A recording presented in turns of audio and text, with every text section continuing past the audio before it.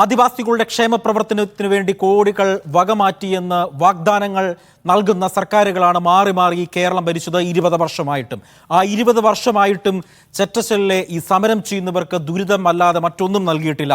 ആഷിക്ക്, എന്താണ് അവിടെ ഈ പരമ്പരയുടെ അന്വേഷണമായി പോയപ്പോൾ കണ്ട കാഴ്ചകൾ?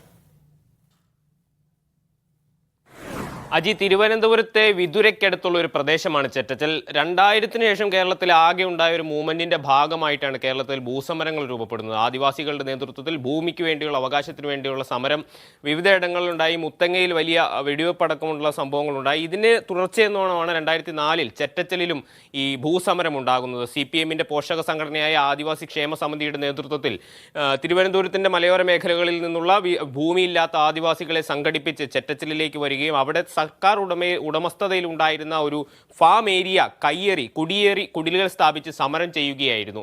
മുത്തങ്ങയുടെ ഒരു അനുഭവത്തിന്റെ പശ്ചാത്തലത്തിൽ ഭരണകൂടം അവരെ പിന്തിരിപ്പിക്കാനോ അവിടെ നിന്ന് ഇറക്കിവിടാനോ ഒരു ഇടപെടലോ നടത്തിയില്ല. മറിച്ച് ഭരണകൂടം അവരെ പൂർണ്ണമായി അവഗണിക്കുകയാണ്. ഏതാണ്ട് 2004-ൽ സമരം ആരംഭിച്ച് 20 വർഷങ്ങൾക്ക് ഇപ്പുറത്തേക്ക് നോക്കുമ്പോൾ അന്ന് വെട്ടിയ അതേ കുടിലുകൾക്കുള്ളിൽ കഴിയേണ്ട വരികയാണ് അവിടെ സമരം ചെയ്യുന്ന ജീവിതം തന്നെ സമരമാക്കി മാറ്റിയ ഈ ആദിവാസി കുടുംബങ്ങൾക്ക്. ഏതാണ്ട് 84 കുടുംബങ്ങളായിരുന്നു 2004-ൽ ചെറ്റച്ചലിലേക്ക് വന്നതെങ്കിൽ ഇന്നത് 17 കുടുംബങ്ങളായി ചുരുങ്ങിയിരിക്കുന്നു. പലരും രോഗങ്ങൾ മൂലം മരണപ്പെട്ടു, പലരും അസൗകര്യങ്ങൾ മൂലം സമരഭൂമി ഉപേക്ഷിച്ചു പോയി. എന്നിട്ടും ഈ സമരഭൂമിയിലെ മനുഷ്യരുടെ ദുരിതങ്ങൾക്ക്, പ്രശ്നങ്ങൾക്ക് ശാശ്വതമായ പരിഹാരം കാണാൻ ഭരണകൂടത്തിന്റെ ഭാഗത്തുനിന്ന് യാതൊരു ഇടപെടലും ഉണ്ടായിട്ടില്ല എന്നുള്ളതാണ് അതിനകത്ത് ഏറ്റവും പ്രധാനപ്പെട്ട കാര്യം. ഭൂമിക്കായുള്ള അവകാശം എന്നുള്ളതായിരുന്നു ആദിവാസികളുടെ ഭൂസമരം മുന്നോട്ട് വെച്ച ഏറ്റവും പ്രധാനപ്പെട്ട മുദ്രാവാക്യം.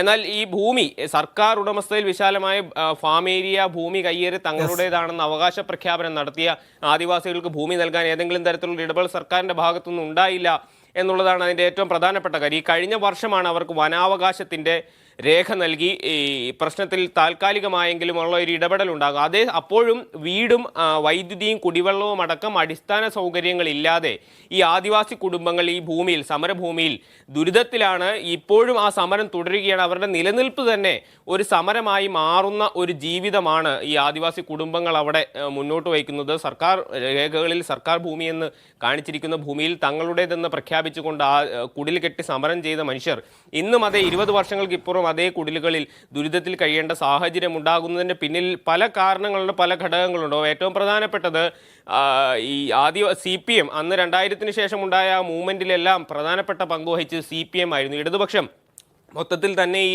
ഭൂസമരങ്ങൾക്ക് പിന്തുണ പ്രഖ്യാപിക്കുകയും ഇത് സംഘടിപ്പിക്കുന്നതിൽ വലിയ പ്രാധാന്യം വഹിക്കുകയും ചെയ്തിട്ടുണ്ട്. ചെറ്റച്ചലിലെ സമരത്തിലും ആദിവാസി ക്ഷേമ സമിതി CPM വഹിച്ച പങ്ക് വളരെ വലുതാണ്. എന്നാൽ ഈ സമരത്തിന്റെ ഒരു ഘട്ടത്തിന് ശേഷം CPM പ്രതിപക്ഷത്തായിരുന്ന കാലത്തിന് ശേഷം ഭരണപക്ഷത്തേക്ക് വരുമ്പോൾ ഈ പ്രശ്നങ്ങളെ അഡ്രസ്സ് ചെയ്യാനോ ഇവരുടെ പ്രശ്നങ്ങൾക്ക് പരിഹാരം കാണുവാനോ ഏതെങ്കിലും തരത്തിലുള്ള ഒരു ഇടപെടൽ നടത്തിയില്ല. പ്രത്യേകിച്ച് ഭൂസമരങ്ങൾക്കൊക്കെ വലിയ ധാർമ്മികമായ പിന്തുണ നടത്തിയ അന്നത്തെ പ്രതിപക്ഷ നേതാവ് VS അച്യുതാനന്ദൻ അടക്കം മുഖ്യമന്ത്രി ആയതിനു ശേഷം ഈ വിഷയങ്ങളിൽ ഇടപെടാൻ ഏതെങ്കിലും തരത്തിലുള്ള ഇടപെടൽ നടത്തിയിട്ടില്ല എന്നൊരു വിമർശനം ഈ അവിടുത്തെ സമരക്കാർ തന്നെ മുന്നോട്ട് വയ്ക്കുന്നുണ്ട്. കൂടാതെ പ്രതികൂലമായ ജീവിത സാഹചര്യങ്ങളെയും അതിജീവിച്ചുകൊണ്ടാണ് ഭൂമിക്ക് വേണ്ടിയുള്ള അവരുടെ സമരം തുടരുന്നത്. മീഡിയ 1 അന്വേഷണ പരമ്പരയാണ് പ്രേക്ഷകർ ഇപ്പോൾ കണ്ടുകൊണ്ടിരുന്നത്. മുഹമ്മദ് ആഷിഖാണ് ഈ വാർത്തയുടെ സമഗ്രമായുള്ള വിവരങ്ങൾ നൽകിയത്.